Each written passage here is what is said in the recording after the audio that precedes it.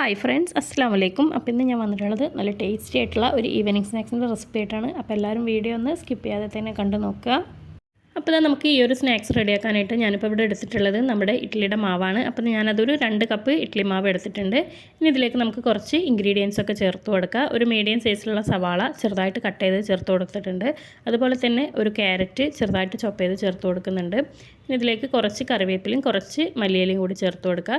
എരിവിന് ആവശ്യത്തിനുള്ള പച്ചമുളക്, അതുപോലെ തന്നെ ഒരു 1/2 ടീസ്പൂണോളം ഇഞ്ചി വെളുത്തുള്ളി പേസ്റ്റ്. ഇനി ഇതിലേക്ക് നമുക്ക് മൈദപ്പൊടി ചേർത്ത് കൊടുക്കാം. ഞാനിവിടെ 1 ടേബിൾ സ്പൂൺ മൈദപ്പൊടിയാണ് എടുത്തിട്ടുള്ളത്. അതേപോലെ തന്നെ 1 ടേബിൾ സ്പൂൺ റവയും കൂടെ ചേർത്ത് കൊടുക്കുന്നുണ്ട്.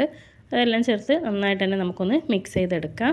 ഇപ്പോൾ ഇത് ഫുള്ളായിട്ടൊന്ന് മിക്സ് ചെയ്തെടുത്തിട്ടുണ്ട്. ഇനി ലാസ്റ്റായിട്ട് നമുക്കിതിലേക്ക് 1/2 ടീസ്പൂൺ കുരുമുളക്, 1/2 ടീസ്പൂൺ ഗരം മസാല, ഒരു 1/4 ടീസ്പൂൺ മഞ്ഞൾപ്പൊടി ഇത്രയും കൂടെ ചേർത്ത് ഒന്നും കൂടെ ഒന്ന് മിക്സ് ചെയ്തെടുക്കുക.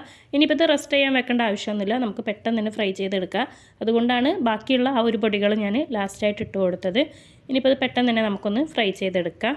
അപ്പോൾ ഇതാ നമ്മൾ ഓയിലൊക്കെ ഒന്ന് ചൂടാവാനായിട്ട് വെച്ചിട്ടുണ്ട്. ഒന്ന് നന്നായിട്ട് തന്നെ ചൂടായി വന്നിട്ടുണ്ട്. ഇനി നമുക്കിതിലേക്ക് മാവ് കുറേശ്ശെ ഒഴിച്ച് കൊടുക്കാം. അപ്പോൾ ഞാനിതവിടെ ഫുള്ളായിട്ട് തന്നെ ഒന്ന് ഒഴിച്ച് കൊടുത്തിട്ടുണ്ട്. ഇപ്പോൾ നമ്മൾ ഇട്ട് കൊടുത്തിട്ടുള്ള ആ ഒരു ഭാഗം ആയി വന്നിട്ടുണ്ട്. നമുക്കിതൊന്ന് തിരിച്ചിട്ട് കൊടുക്കുക.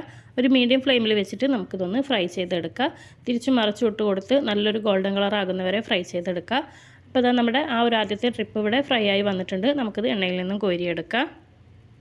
അപ്പോൾ ഇതാ നമ്മുടെ 4 മണി പലഹാരമൊക്കെ ഇവിടെ റെഡി ആയിട്ടുണ്ട്. നല്ല അടിപൊളി ടേസ്റ്റാണ്. അപ്പോൾ തീർച്ചയായിട്ടും ഈ ഒരു ഇഡ്ഡലി മാവ് വെച്ചിട്ട് നിങ്ങൾ ഇതുപോലെ ഒന്ന് ട്രൈ ചെയ്ത് നോക്കുക. വീഡിയോ ഇഷ്ടപ്പെട്ടാൽ ലൈക്ക് ചെയ്യാനും ഷെയർ ചെയ്യാനും സബ്സ്ക്രൈബ് ചെയ്യാനും മറക്കരുത്.